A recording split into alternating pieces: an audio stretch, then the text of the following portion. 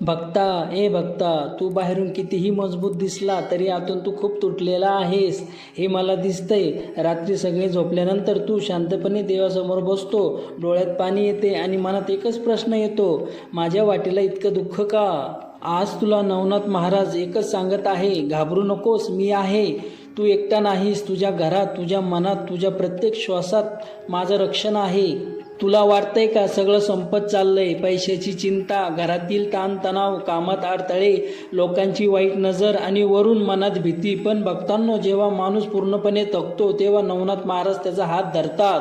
तुझ्यावर आलेली ही वेळ तुला संपवण्यासाठी नाही तर तुला अधिक शक्तिशाली बनवण्यासाठी आहे. तुझ्या डोळ्यात आलेले पाणी व्यर्थ जाणार नाही, तू केलेली प्रार्थना वाया जाणार नाही. आजपासून एक गोष्ट लक्षात ठेव, तुझ्या आयुष्यात जे काही होत आहे ते माझ्या नजरेसमोर होत आहे. तू पडणार नाहीस, तू हारणार नाहीस, तू संपणार नाही. कारण नवनाथ महाराज म्हणतात, जो माझ्यावर विश्वास ठेवतो त्याला मी अंधारातूनही बाहेर काढतो. आज रात्री झोपण्याआधी फक्त एवढंच मनापासून म्हण, नवनाथ महाराज मला सोडू नका. आणि बघा, तुमच्या मनातला भार हळूहळू हलका होईल. ही वेळ कायमची नाही, हे दुःख कायमचं नाही, हा अंधार कायमचा नाही. कारण जिथे भक्ताचा श्वास अडकतो तिथे नवनाथ महाराजांचा हात पुढे येतो. म्हणून पुन्हा सांगतो, घाबरू नकोस भक्ता, मी आहे, तुझ्यासोबत आहे आणि शेवटपर्यंत राहणार आहे. भक्ता, आज नवनाथ महाराज तुझ्या घरासाठी संदेश देत आहे. तुला वाटतंय ना घरात शांतता नाही, काही ना काही वाद, चिंता, आर्थिक तणाव, नजरदोष आणि एक जडपणा आहे. घाबरू नकोस, मी आहे. तुझं घर रिकामं नाही, त्या घरात माझं नाव घेतलं गेलं आहे, माझं स्मरण झालं आहे, म्हणून त्या घरावर माझी छाया आहे. कधी कधी घरात संकट येतात कारण घरातील शक्ती कमी होत जाते आणि नकारात्मक शक्ती मनात शिरायला सुरुवात करतात.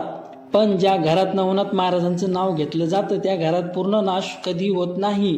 तू फक्त एक काम कर, दररोज सकाळी किंवा संध्याकाळी घरात शांतपणे बस आणि 11 वेळा म्हण, ओम चैतन्य नवनाथ हाय नमः. हे नाव तुझ्या घरात रक्षणाचं कवच तयार करेल.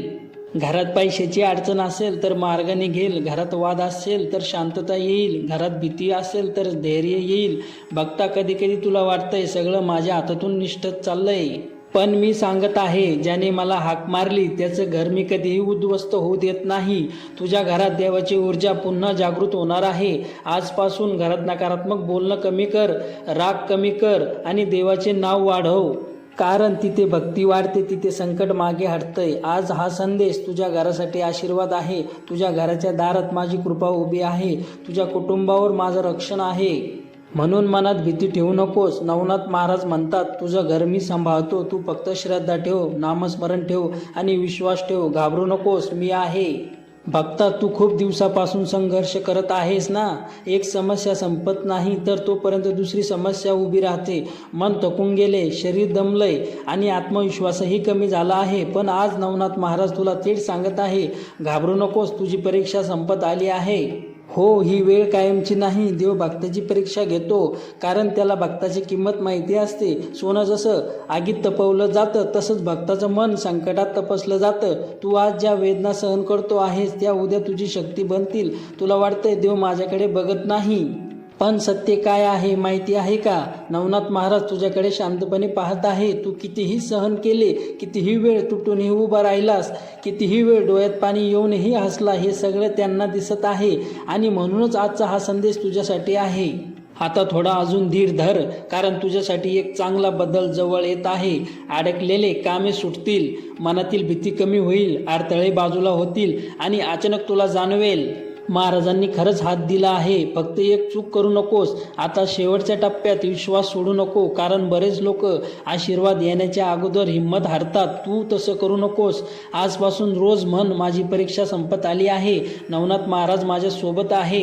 हे वाक्य तुझ्या मनाला नवीन शक्ती देईल. आणि लक्षात ठेव, रडणारा भक्त जेव्हा शेवटपर्यंत टिकतो तेव्हा चमत्कार नक्की घडतो. म्हणून घाबरू नकोस भक्ता, मी आहे आणि तुझी ही अंधारी रात्र लवकरच संपणार आहे. भक्ता, तुझ्या आयुष्यात कधी असं झालंय का की ज्याच्यावर तू सर्वात जास्त विश्वास ठेवला त्यांनीच तुझी साथ सोडली?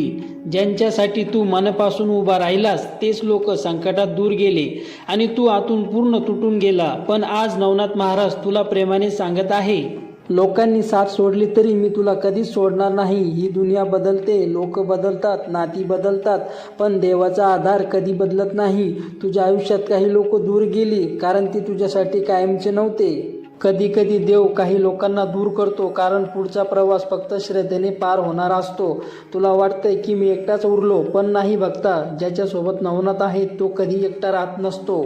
तुझ्या प्रत्येक वेदनात मी आहे, तुझ्या प्रत्येक अश्रूत मी आहे, तुझ्या प्रत्येक प्रार्थनेत मी आहे. आजपासून लोकांच्या बदलल्याने तू तुटू नकोस. ज्यांनी तुझी किंमत ओळखली नाही त्यांच्यासाठी स्वतःला संपू नकोस. कारण तुझी खरी किंमत देवाला माहिती आहे. तू छोटा नाहीस, तू हरलेला नाहीस, तू तुटलेला नाहीस. तू माझा भक्त आहेस आणि माझ्या भक्ताला मी कधी खाली पडू देत नाही. आज रात्री डोळे बंद करून फक्त एवढं म्हण, महाराज लोकांनी साथ सोडली पण तुम्ही मला सोडू नका. आणि बघ तुझ्या मनात पुन्हा उभं राहण्याची ताकद येईल. लक्षात ठेव, जगाने हरवलेला भक्त देवाच्या दारात सर्वात जवळचा असतो. म्हणून घाबरू नकोस, मी आहे आणि तुझा हात कधीही सोडणार नाही.